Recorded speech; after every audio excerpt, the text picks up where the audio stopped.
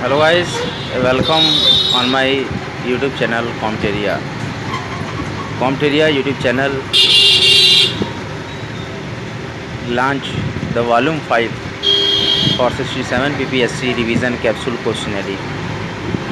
Today we are discuss about very important Bihar current multiple choice questions and its answer. It is very useful for 67 PPSC PT exam.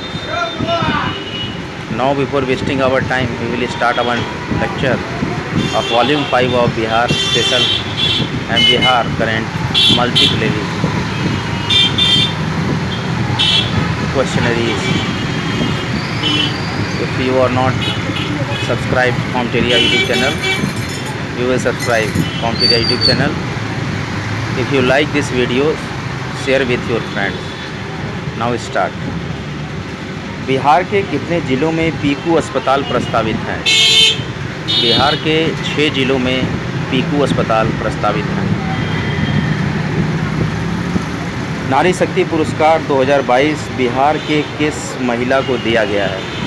नारी शक्ति पुरस्कार 2022 बिहार की अनीता गुप्ता को दिया गया है। बिहार के पहले ट्रांसजेंडर स्टार्टअप का नाम क्या है? बिहार के पहले ट्रांसजेंडर स्टार्टअप का नाम है नाचबाजा.com। देखिए, स्टार्टअप वो होता है जो आप अपने स्तर पर शुरुआत करते हैं, किसी व्यवसाय की, किसी रोज़गार की, कोई भी कमाई का साधन है, जो कि आइडियाज़ आपके द्वारा लॉन्च किए गए हों, आपके द्वारा कोई प्रोडक्ट बनाया गया हो, आपके हाथों से बनाया गया हो, आपके आइडियाज़ से बनाया गया हो, which is known as startup strategy. तो बिहार की स्टार्टअप स्ट्रेटेजी थी पहली ट्रांसजेंडर स्टार्टअप का नाम है नाचबाजा.com।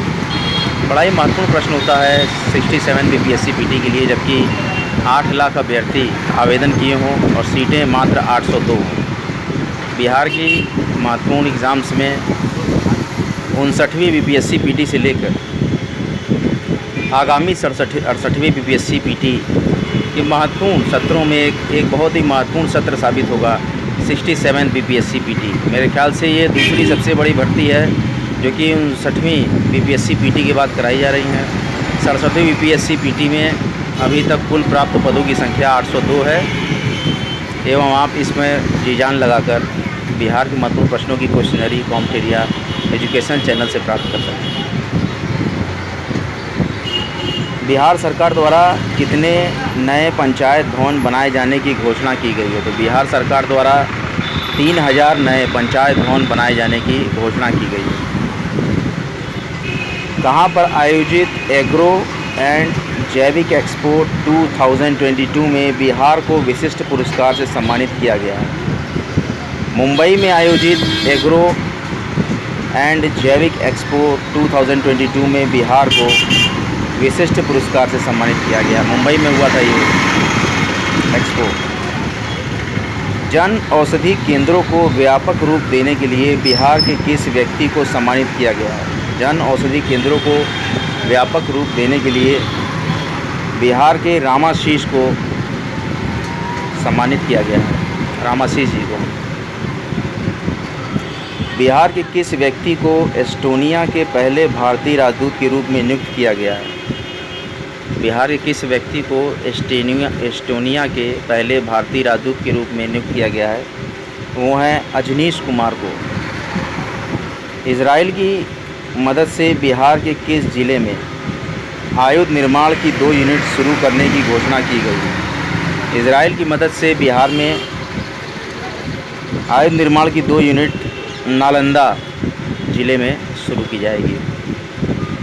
किस नदी के प्रभाव से हुए भौगोलिक बदलाव के कारण उत्तर प्रदेश के दर्जन भर गांवों को बिहार में शामिल किया जाएगा? गंडक नदी की प्रभाव से हुए भौगोलिक बदलाव के कारण उत्तर प्रदेश के दर्जन भर गांवों को बिहार में शामिल किया जाएगा। गंडक नदी। बिहार के किस जिला का मंडल कारा राज्य का पहला ईट राइट कैंपस प्रमाण पत्र वाला कारा बन गया है? कारा का मतलब कि जेल होती है, तो ईट राइट कैंपस प्रमाण पत्र वाला कारा जो है नवादा नवादा कारागार को बनाया गया है। ईट राइट कैंपस प्रमाण पत्र मिला है।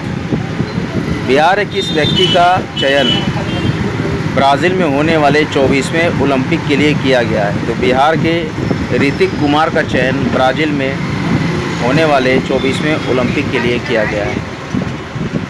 बिहार के किस जिला में लैंड बैंक स्थापित किया जाएगा? तो बिहार के गया जिला में लैंड बैंक स्थापित किया जाएगा।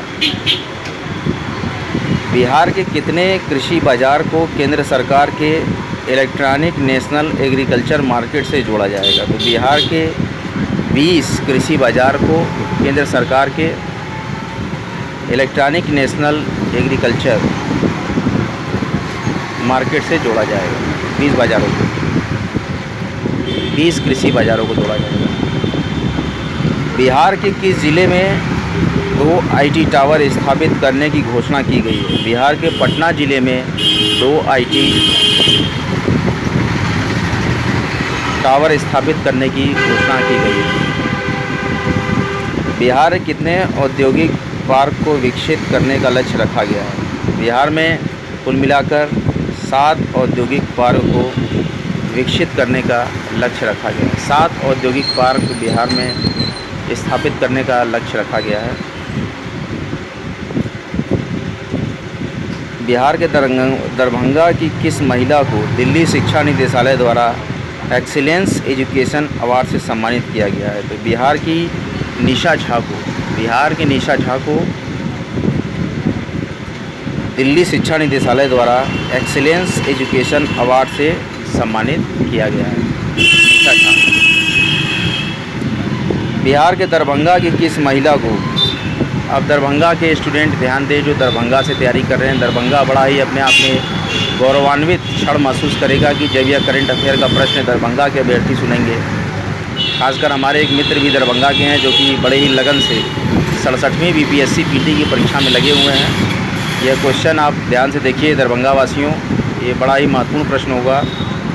बिहार के दरभंगा की किस महिला को दिल्ली शिक्षा निदेशालय द्वारा एक्सीलेंस एजुकेशन अवार्ड से सम्मानित किया गया है?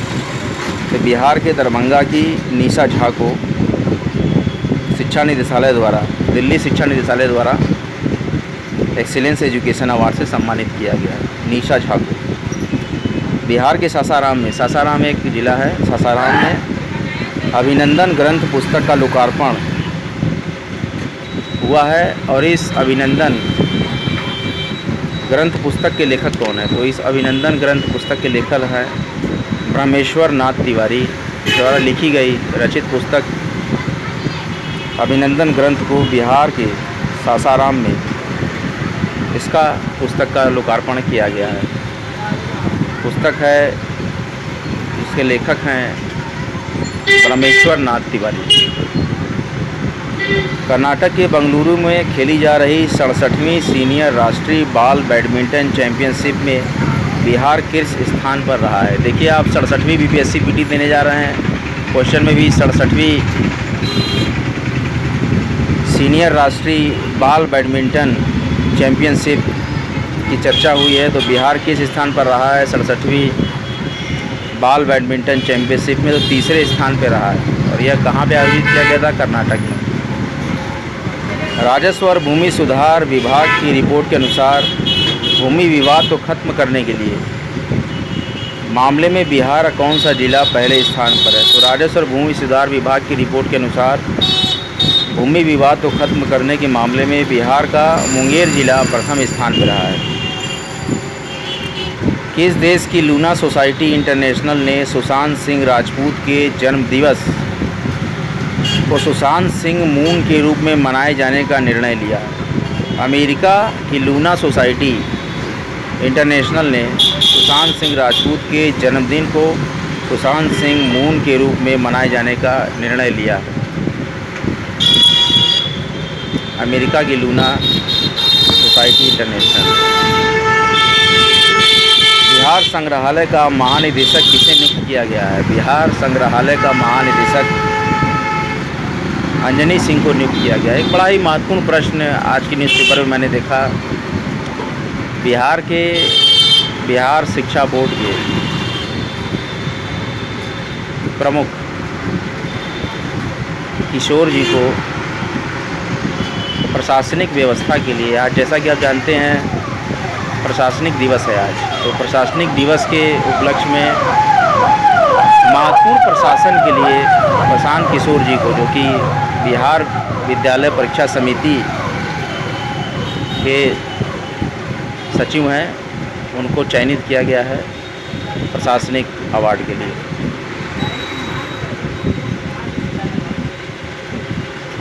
बिहार के किस जिले में आयरन अभ्रक की भंडार खोजने हेतु भूवैज्ञानिकों की टीम सर्वेक्षण करेगी? तो बिहार के भागलपुर जिले में आयरन अभ्रक के भंडार खोजने के लिए भूवैज्ञानिकों की टीम सर्वेक्षण करेगी।